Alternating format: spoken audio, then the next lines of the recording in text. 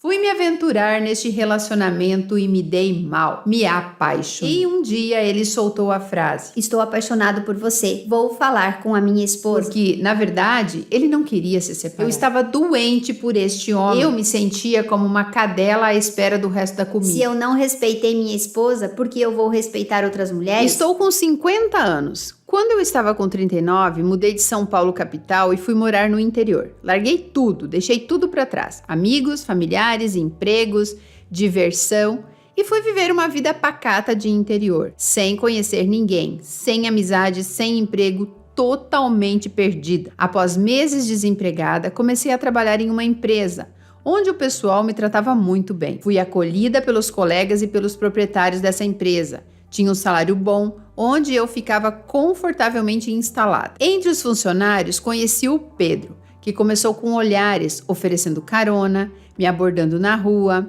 Tomávamos café da tarde na empresa no mesmo horário, e aí começou o interesse um pelo outro. Nessas conversas, ele me disse que era casado, mas que o relacionamento estava morno. Tinha um filho de 26 anos que segurava a relação. Nunca falou mal da esposa, ao contrário, falava muito bem dela. Um dia me convidou para tomarmos vinho e eu, na ingenuidade, achei que poderia ser em outra cidade, mas é óbvio que era em um motel. Então eu fui, maldita hora. Ele, muito cavalheiro, gentil e educado, me tratou como uma rainha e o sexo foi perfeito. Eu, carente, em uma cidade nova, sem amigos, sem nada para fazer, fui me aventurar neste relacionamento e me dei mal, me apaixonei. Os dias foram se passando e ele mandava mensagem o tempo todo, de dia e de noite.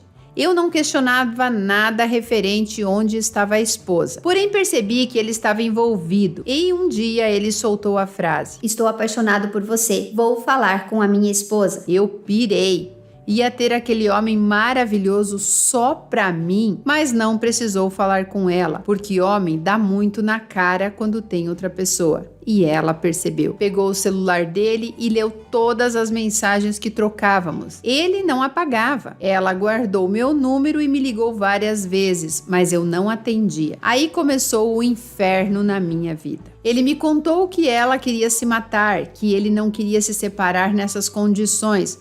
Aquelas desculpas que eles inventam, porque, na verdade, ele não queria se separar. Eu estava tão apaixonada que parecia que eu tinha uma doença mental. Não conseguia enxergar, raciocinar, perceber que ele tinha uma família que não pretendia largar tudo, mas eu acreditava que sim. No meio tempo eu descobri que estava com câncer e ele ficou ao meu lado, da descoberta à cura. Entre algumas pessoas que me deram força, ele me ajudou, se importou, e eu ia me apegando cada vez mais. A esposa dele me ligava para me ofender e me xingar de tudo quanto é nome. Ela pegava números de telefones aleatórios, por isso eu atendia e me xingava muito. Vocês devem estar se perguntando por que eu continuava com ele, afinal ele era casado e eu não deveria me envolver com um homem casado. Mas como eu disse, eu estava doente por este homem maravilhoso. E estou sendo irônica. As nossas vidas estavam em função uma da outra.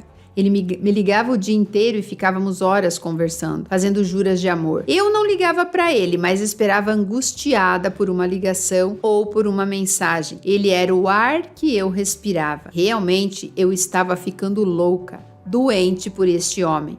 Eu emagreci uns 20 quilos, estava deprimida, não dormia, não comia. Eu sofria abstinência dele. O dia que ele não me procurava, eu passava mal. Não acreditava nas coisas que ele falava, que não tinha relação com a esposa, que ela era isso, que era aquilo e blá, blá, blá. Mas eu estava apaixonada. Eu o amava, sem mesmo ele ter nada para me oferecer. Ele não me levava em nenhum lugar. Tudo o que fazíamos era no meu apartamento, nem no motel nós íamos mais, porque a esposa começou a controlar o dinheiro dele. Ele comprou uma moto, aquelas Harley Davidson, e veio me mostrar. E eu perguntei qual o motivo da compra. Ele disse que gostava. Achei estranho e virei o FBI do Facebook. Fui fuçando até achar. Simplesmente todas as aventuras de casal em grupos de amigos e todos os passeios que ele fazia com a esposa. Sim, acho normal. Óbvio que ele me enganava, mentia. Falava que não a amava mais, que o amor dele era por mim. Mas como eu estava sem inteligência emocional e dependente dele, eu acabava acreditando. Ou seja, a moto era para isso. Chegou o primeiro Natal, ele se distanciou de mim. Mas eu acompanhava tudo pelo Facebook. Ele estava indo fazer compras para o churrasco, no mercado, para o amigo secreto. Gente, eu me sentia a pior das criaturas. Ter um caso com um homem casado é isso. É viver de migalhas, de sobras, não fazer parte de nada, nenhuma comemoração, nenhum evento, nenhum passeio. Simplesmente nada. Eu era um nada. Por mais que eu fosse querida por ele, jamais eu faria parte da vida dele. Seria sempre a outra, a reserva, o depósito de porra. Uma das ligações da esposa, ela me disse que eu havia acabado com o casamento dela, pois eles sempre se deram bem e depois que eu apareci, o casamento acabou. Ele era outra pessoa. Ela disse que sabia que ele tinha casos, mas ele nunca tinha se apaixonado por ninguém, só por mim. Isso tocou muito meu coração, porque ela era uma ótima pessoa, batalhadora, dedicada, trabalhava em casas de família e ainda cuidava da casa e da família deles. A partir desse dia, ajoelhei e pedi a Deus que tirasse esse homem do meu coração, porque o sentimento que eu tinha por ele era mais forte do que o desejo que eu tinha de colocar um ponto final. Esse emprego que eu tinha, do qual ele trabalhava também, eu não estava mais. A esposa dele conversou com os proprietários da empresa e eu fui dispensada assim que voltei de licença. E indenizaram a licença para eu não aparecer na empresa. Muito vergonhoso. A cidade é pequena e eu fiquei visada. Vergonha era pouco. Logo arrumei outro emprego e comecei a trabalhar à noite. Mudaram ele de horário e também começou à noite e dias alternados. Então começou a ficar difícil da gente se ver. Os horários não batiam e fomos nos distanciando. Faziam 2 anos que estávamos juntos. Essa distância foi divina. Um dia ele mandou mensagem para a gente se encontrar. Eu tinha que ir com o meu carro para pegar a beleza e namorar na rua. A cidade estava crescendo e tinha câmera em praticamente todas as ruas. Então, estava dificultando nossos encontros. Eu não o convidava para ir para o meu apartamento e quando ele se convidava, eu dava uma desculpa. Ele percebeu minha falta de interesse, pois eu não quis, não senti vontade e achei muito sacrifício. Perdi o interesse. O sentimento perdeu força. Eu ainda estava envolvida, mas percebi que eu não queria mais ficar naquela situação de ter somente migalhas. Eu me sentia como uma cadela à espera do resto da comida. Me sentia mal, comecei a evitar os encontros, não o atendia mais. Foi aí que caiu a minha ficha. Percebi que em 2 anos eu não tinha ganho uma caixa de bombom, uma flor, nada.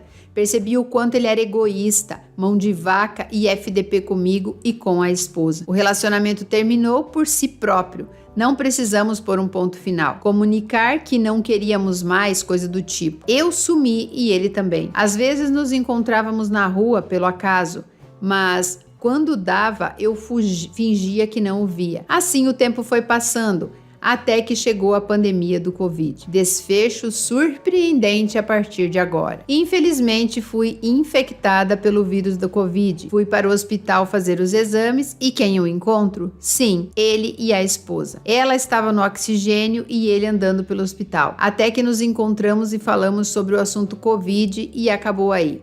De longe eu observava e ficava pensando, como pude? E o lindo já paquerando uma moça. E vi que ele anotou o telefone dela no celular. Observei todos os passos do infeliz. A esposa na sala de oxigênio e ele paquerando. É um lixo mesmo. Enfim, o médico me internou, me levaram para o quarto e, meu Deus, quem estava no mesmo quarto que eu? Sim, a esposa dele. Ela olhou para mim e arregalou os olhos.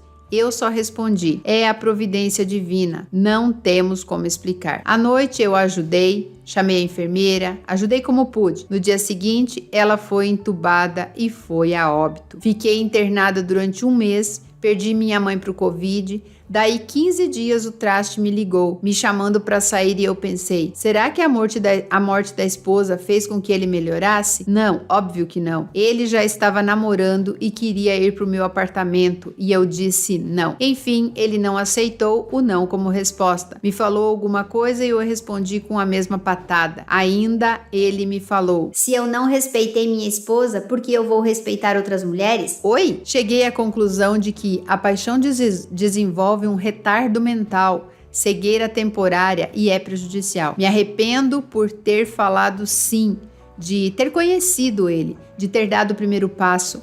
Eu fui ao fundo do poço, chorei e sofri horrores. Hoje olho para trás e se eu pudesse mudar meu passado, eu mandava ele pra puta que pariu logo no primeiro encontro. Estou sozinha e feliz, gosto da minha solitude e da minha liberdade. Ele engravidou uma moça e aos 56 anos será papai novamente. O destino deu uma chance para ele ser uma pessoa melhor, ou ele irá pagar os pecados com esse relacionamento? Não me interesso mais por ele e por nada que venha dele. Foi interessante ela falar aqui sobre a paixão, né, que deixa a gente com um estado de retardo mental. Na verdade, tem uma frase que dá para usar bem aqui, que é assim: a paixão é um estado temporário de demência, né? Tem gente que fala isso. Paixão nada mais é do que reações químicas dentro do cérebro. Toda a nossa vida é controlada pelo nosso cérebro, é controlada por hormônios, tanto que o hormônio do vício é a dopamina. Quanto mais você libera dopamina, mais você precisa liberar dopamina e mais e mais.